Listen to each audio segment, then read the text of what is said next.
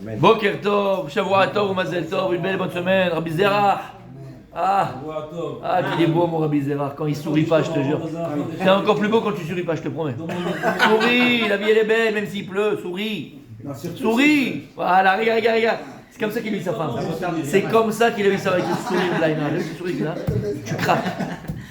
Messieurs, on arrive, Bezrat Hashem, à Pessah. Alors, Bezrat Hashem, on va parler Rosh Chodesh.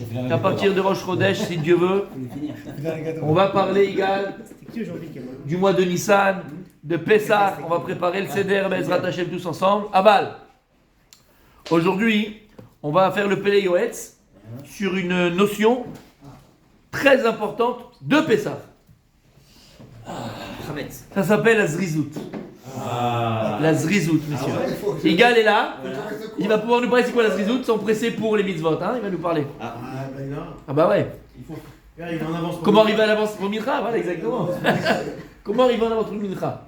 Viens en retard à Shacharit, t'arrives en avance pour Mincha. Et ben voilà. Messieurs, pourquoi est-ce que la Zrizout c'est Kashour à Pessah? Pourquoi la Zrizout? Alors Zrizout en français s'il vous plaît. L'empressement, l'élan, le zèle. Le zèle, l'empressement, l'élan. Pourquoi c'est Kashour à Pessah?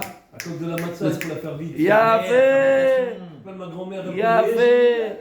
Grand-mère faisait à la main. Exactement. Quand on fait la matzah, il faut la faire bezrizout pour ne pas que la pâte soit marque mitzah, pour pas que la pâte devienne du chametz. Et donc il y a un temps précis. Donc on va parler des zrizout puisqu'on va Bezrat Hashem revoir cette notion très importante dans son pressement. Il dit le Rav comme ça dans Plei Yoetz.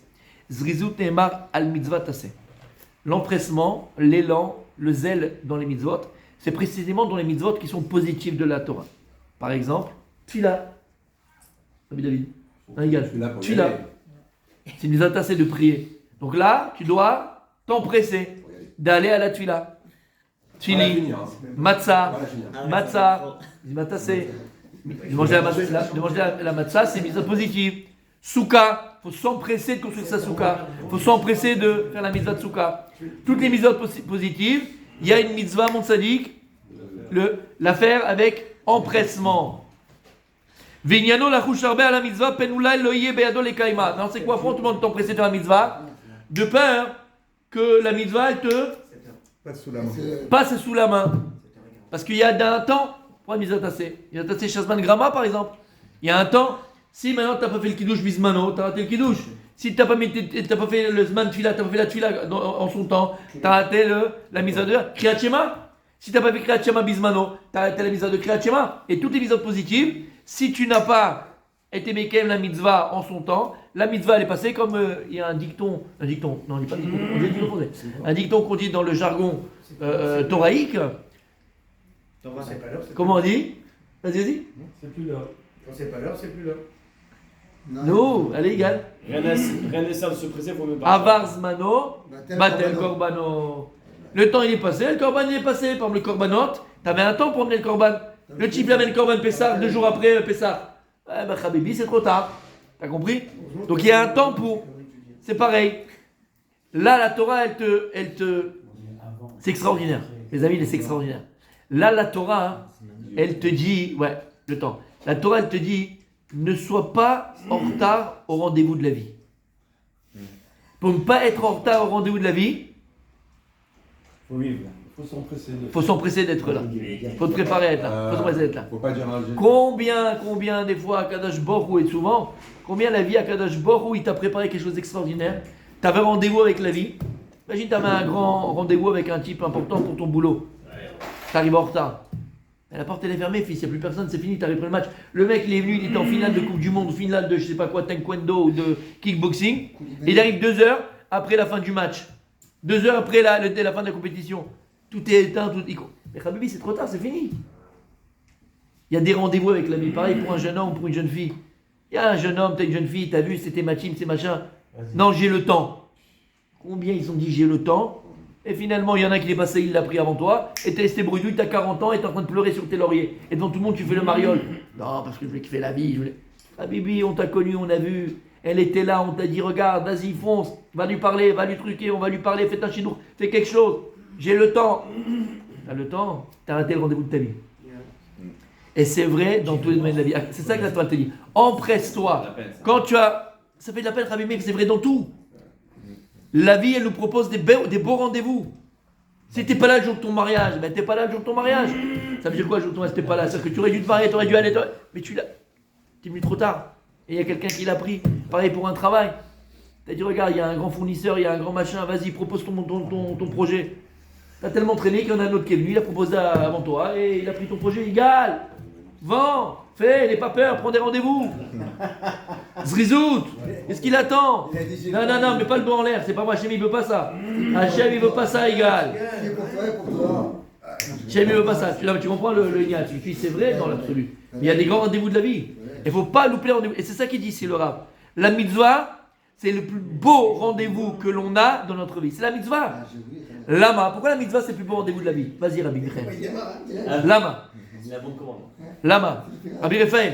Pourquoi est-ce que la mitzvah, c'est le plus beau rendez-vous de ta vie? Lama. C'est un lien avec Hachem. Comment? C'est un lien avec Hachem. Qu'est-ce que t'aimes la mitzvah? Qu'est-ce que c'est la mitzvah? À quoi sert la mitzvah? Ça nous permet de reconnaître. Non, c'est des perches dans Hachem. Des perches? Ouais, c'est Se rapprocher? Non, on reconnaît Il y a des occasions de faire un péché. On connaît la malchoute d'Hachem. Vous connaissez ma faute Ce d'Hachem? qu'il nous a dit de faire. Alors on fait. D'accord. Ouais, c'est nous, c'est la réponse. C'est ça la réponse? C'est pas bon, ça, c'est la réponse.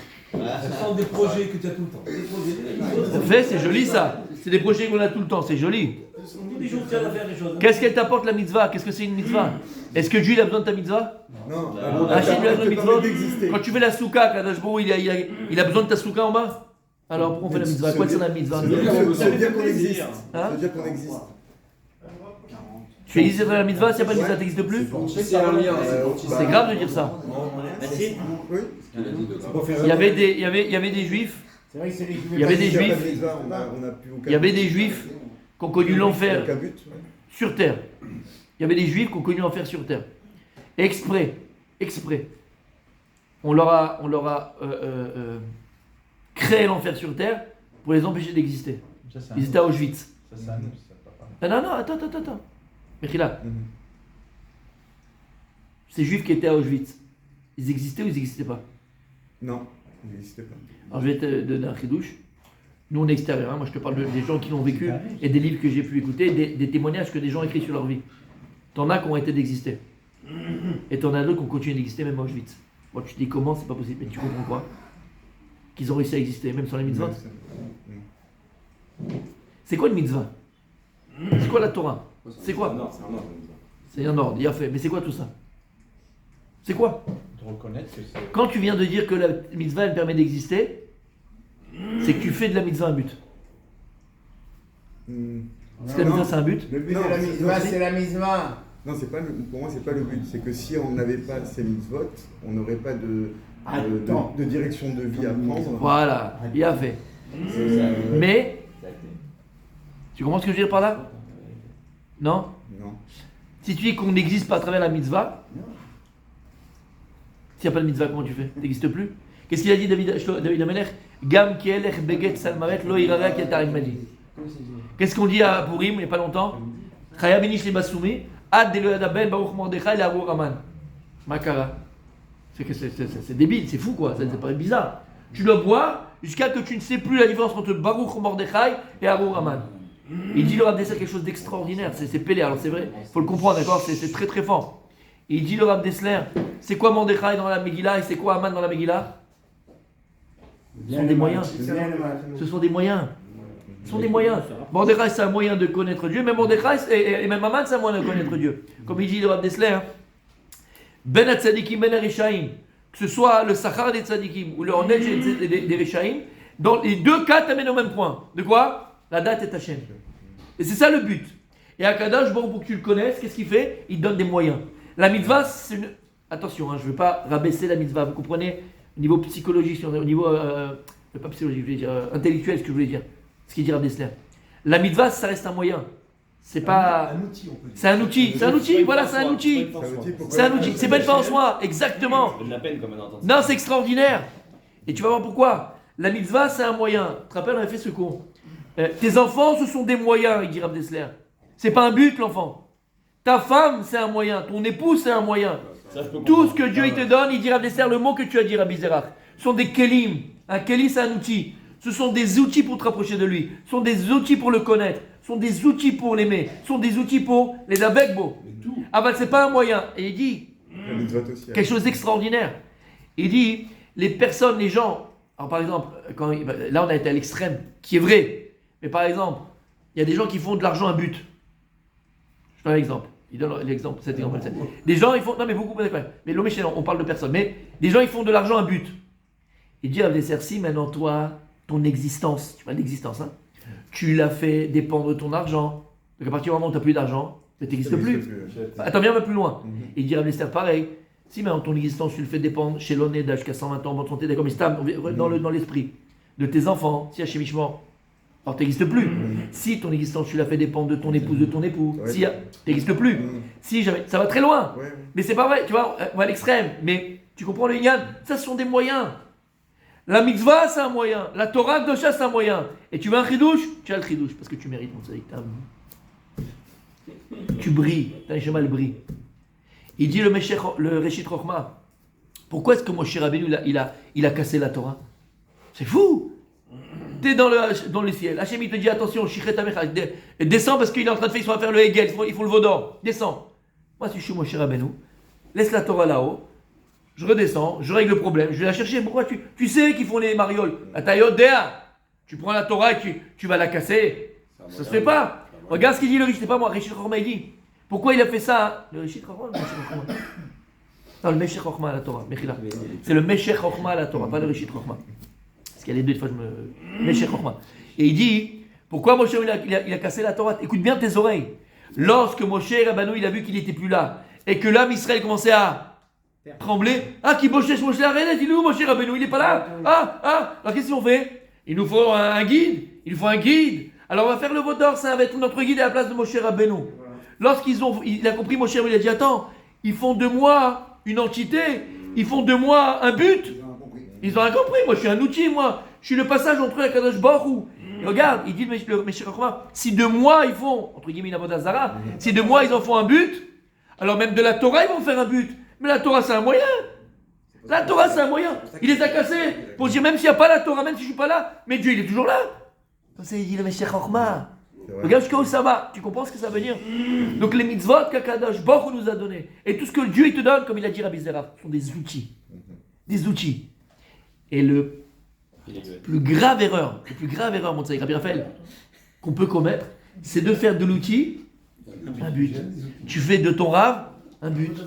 Avodah Zara, ça s'appelle. Ça s'appelle Avodah Zara. Et d'ailleurs, et ça c'est enseigné dans toutes les écoles de coaching.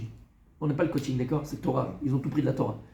Mais c'est un là, il dit Rav Dessler, si tu veux atteindre ton but, tu as un but dans la vie, d'accord? Je sais pas, tu as X, un but X. C'est quoi en fait un but? Un but, c'est un idéal. Mais par définition, un but, c'est quelque chose qui est très loin de nous. Je veux devenir Zidane, le gars il a 14 ans, c'est très loin. En fait, il dit que pour atteindre ton but, c'est très simple en vérité. Fais de ton but un moyen. Le moyen, il est beaucoup plus facile à atteindre que le but. Par exemple, j'ai un bête, et moi je l'ai appliqué, ça BMET. Je me rappelle toujours, quand je l'ai étudié, je l'ai appliqué juste après. Et par exemple, d'accord? Tu veux avoir une voiture, et tu n'as pas forcément les moyens d'acheter une voiture, d'accord? Si pour toi, avoir une voiture, c'est un but, tu n'auras jamais de voiture. C'est trop loin, c'est trop cher, c'est trop. Mais si maintenant, toi, tu fais le fait d'avoir une voiture, ça devient un moyen. Parce que tu as besoin de la voiture pour aller faire des courses, pour aller les enfants, pour aller faire les courses, pour accompagner ta femme au travail. Tu en fais un moyen. En vérité, le but, qu'est-ce que tu fais?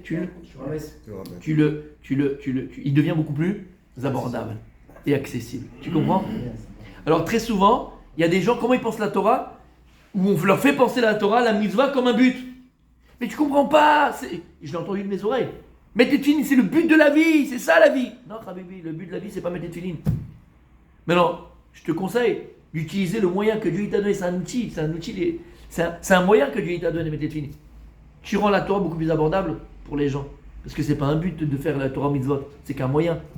Et le moyen en vérité, il t'amène à quoi? Comme il l'a très bien dit. Il avec Bekono, la date est Hachem. La date est Hachem. Connaître le maître du monde, se rapprocher de lui. T'as compris mon tzaddik? Question après ou question maintenant? Vas-y. Après? Laisse-moi.